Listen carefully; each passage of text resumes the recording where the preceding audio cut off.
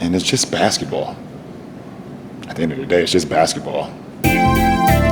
Like and subscribe on the way in the door, my people. I hope you all are having a truly, truly fantastic day today.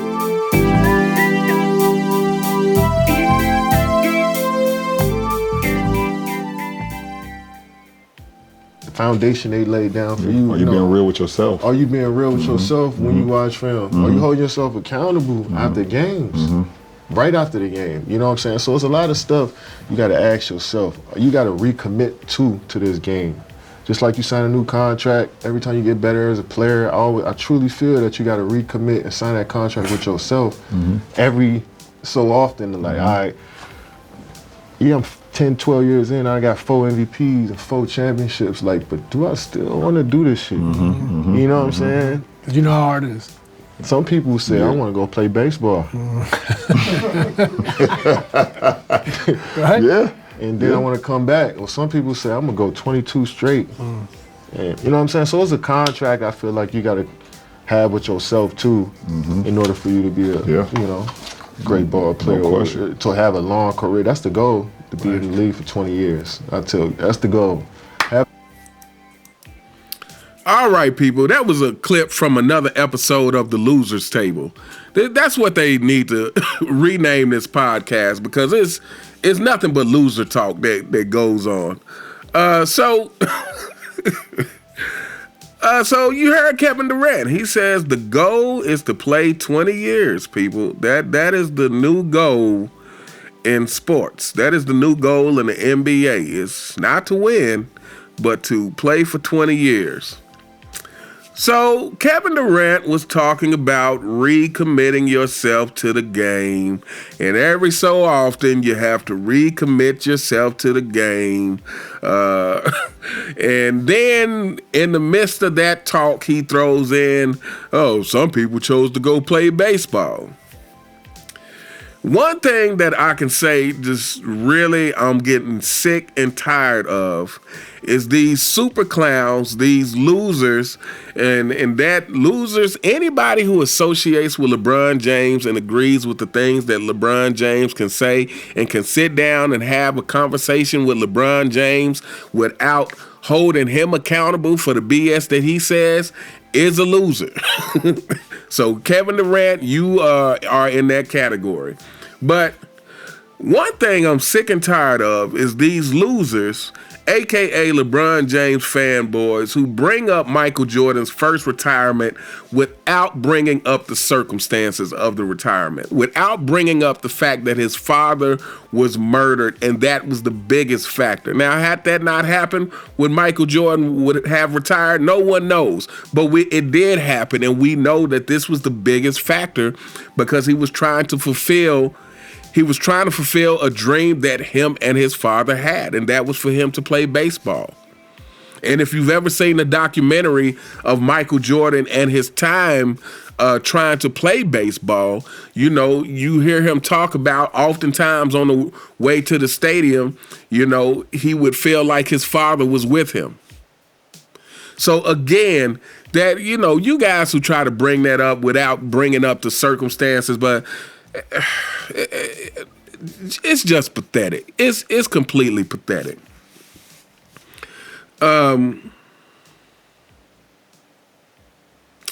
Yeah, so to try to insinuate somehow that Michael Jordan retiring the first time somehow is a lack of commitment, when Michael Jordan arguably is the most committed person to the game of basketball. You know, the only person who I would put in that conversation is Kobe Bryant.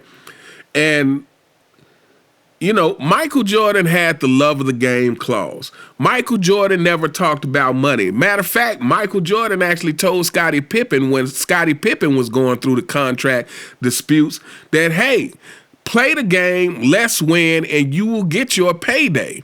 And as we all know, Scottie Pippen actually wound up making more NBA money than Michael Jordan, the GOAT. So Michael Jordan was about, hey, keep your eyes on the prize. But Michael Jordan was he also said, stay true to the game and the game will be true to you. Be true to the game will be true to you. And he said that, hey, if the day comes to where I don't feel challenged, I will walk away from the game. And that is the appropriate thing to do. Not to keep playing, just getting money. Not to keep playing just because you can shoot a jump shot. But if you are stepping on that court, it needs to be because you have something to prove, because there is something you're trying to overcome. That's why you play. That's why you play sports. And for anybody who played basketball during, especially if you grew up during the Michael Jordan era, when basketball was as big that it has ever been and that it ever will be. Let's be honest here, people. Basketball will never be as big as it was during the 90s. But if you grew up during that time and you were playing basketball, whatever level you were playing it on, whether you were playing in school or just playing street ball like myself, but if you grew up playing basketball during that era, then you probably dreamed and daydreamed about what it would be like to be in the NBA, about the potential of possibly making it to the NBA. You probably thought about that. But during that thought process, you were probably thinking about what it would be like to be in the NBA and win, not get in the NBA and play for 20 years. I'm sure that wasn't the thought. And another thing, going back to basketball is about overcoming challenges. If you played basketball back in that day and you were a fan of one-on-one, I used to love to play one-on-one. And maybe you had, a little brother or a friend that wasn't as good as you, but always wanted to play you one-on-one. Everyone knows it got to a point that you had to say, hey, look, go get your skills up and then come back. Go get your skills up and then come back. Why did you have to do that? Because it is no fun beating someone over and over again when there's no challenge to you. Like when you know that you can do whatever you want, when you know what the outcome of the game, when you know that there is no fear of you losing, why are you playing? So if the challenge isn't there, it's no fun, obviously, unless your name is LeBron James, because this is why he stacks the deck, because LeBron James is the front runner. And yes, LeBron James indeed does like winning when all the odds are in his favor. LeBron James likes winning when there's not a chance of him losing. LeBron James loves that. But if you are a competitor, what makes it fun is to see if you can overcome the challenge. Is knowing that there's a chance for you to lose if you are not on your A game. It's knowing that there's a chance for you to lose, and if you lose, then you got to go back to the drawing board and figure some stuff out. That's the challenge is what makes it exciting. The challenge is why we play. For competitors, I'm talking about. If you're not a competitor, then you wouldn't understand. So Kevin Durant, playing 20 years should only be the goal if you plan on winning during those 20 years. If you plan on continuously winning. But if you're just collecting a check and you just, you practice your jump shot and like, oh, I can still shoot and I still work out and I can still go get this money, why are you playing?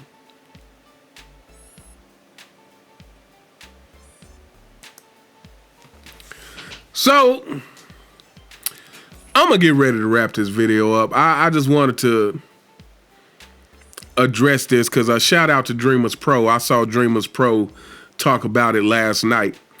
But I just want to say this. LeBron James, Kevin Durant, Gilbert Arenas, you guys shouldn't even speak the name of Michael Jordan.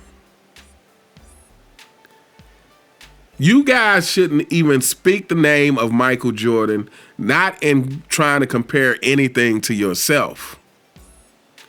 And I'm going to say this is the reason. Michael Jordan dominated on a level that none of you guys can understand. You just can't even understand it. So none of you guys know what it's like to be so great that that you're in jeopardy of the challenge running out. None of you guys know what that's like. You don't know what it's like to be so great that everybody starts becoming like playing your little brother.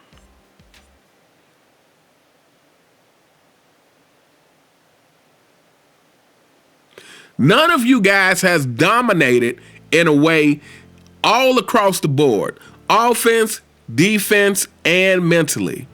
None of you guys know what that's like.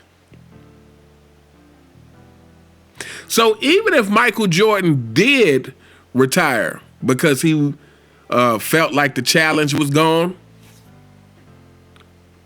that would have been the right thing to do.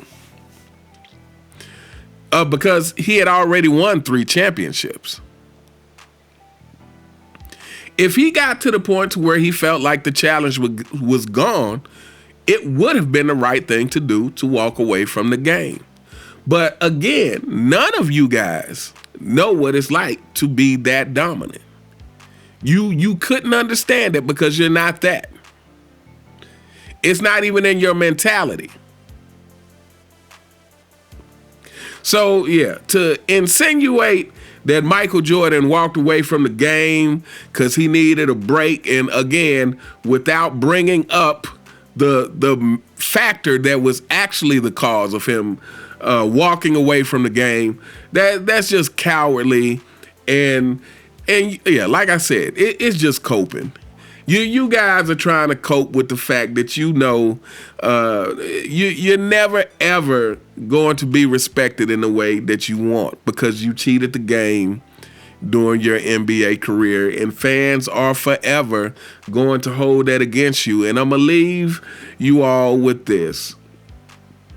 When people talk about the record books, because, people, I feel like this is what these players are playing for. They want to fill up the stats because when you see it in the record books, then they assume people are going to look and say, see, this guy had to be great. Look at the stats. And that will inevitably happen for some people. But unfortunately for you, LeBron James, unfortunately for you, Kevin Durant, and I have to add Steve Nash to the list now because it seems like he's probably going to start capping more and more for LeBron. The internet exists. The internet is undefeated. And so, this is the obstacle that you guys will not be able to get over, is the internet. The evidence is out there. And when people go back and watch the games, when people go back and listen to the commentary that was given around the games and around the players, they will start to put all the pieces together. And they will start to say, wow, Kevin Durant, his only 2 championships is with the Golden State Warriors. He wasn't able to get it done anywhere else. And then start to hear people talk about his lack of leadership. And they will put all these things together and say, when they compare it to players of the past, who there's also footage of on the internet, and they see Michael Jordan, who's going to destroy you just by the eye test. First of all, the eye test alone is going to knock you out of the race. But then when they hear the commentary around Michael Jordan that was happening at the time, and they hear people calling him Superman and saying he must be an alien, and they hear people talking about his killer will and his leadership and all of these things.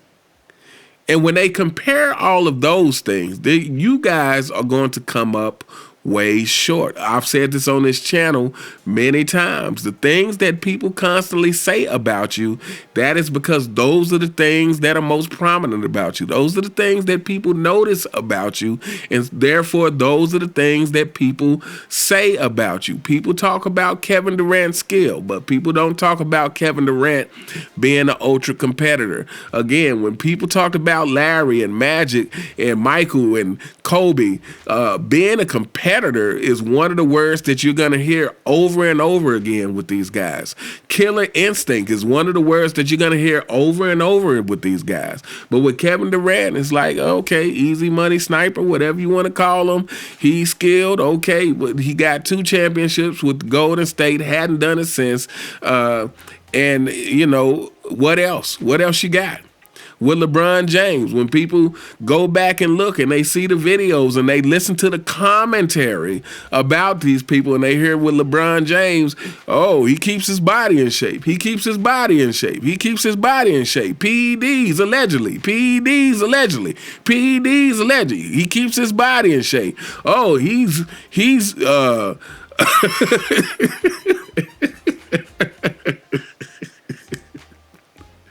I'm sorry. It's just ridiculous at this point, people.